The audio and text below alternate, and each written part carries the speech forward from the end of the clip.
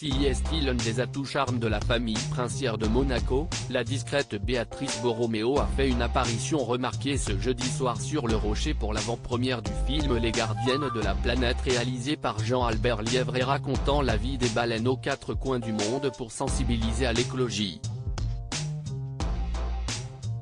Vêtue d'un manteau noir, elle portait également une jupe longue au motif écossais plutôt inattendu mais qui lui donnait un style très original.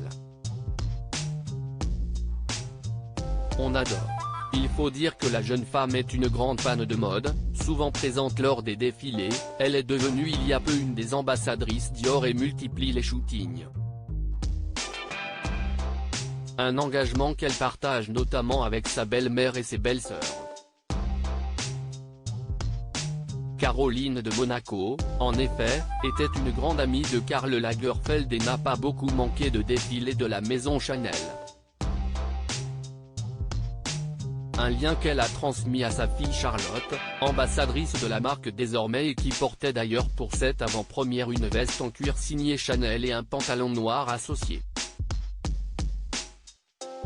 Il faut respecter cela. Tatiana Santo Domingo, la femme d'Andrea Casiraghi, est encore plus discrète mais il n'est pas rare de la voir assise au front row d'un défilé. L'année dernière, alors que Chanel avait organisé l'un de ses shows sur le Rocher, elle y avait même emmené sa fille India, 7 ans, la seule fillette de cette génération. Elle a 2 frères, Sacha, 9 ans et Maximilian, 4 ans, et 4 cousins, Raphaël, 9 ans, Balthazar, 4 ans, Stefano, 5 ans et Francesco, 4 ans.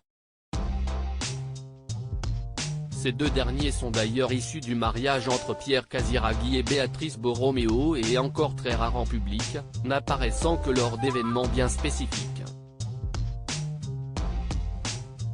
Une discrétion que le fils cadet de Caroline de Monaco avait assumée très simplement: « Je comprends que les gens puissent être curieux de ma famille mais il ne faut pas empiéter sur la vie privée », avait-il rappelé à Boat International.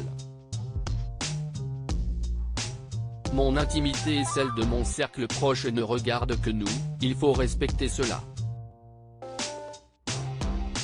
Décrit tout de même comme un papa clown par sa femme, il donnerait tout son temps pour ses bambins et on le comprend. En effet, il n'a lui-même quasiment jamais connu son père, Stefano Casiraghi, mort dans un accident de offshore alors qu'il n'avait que 3 ans.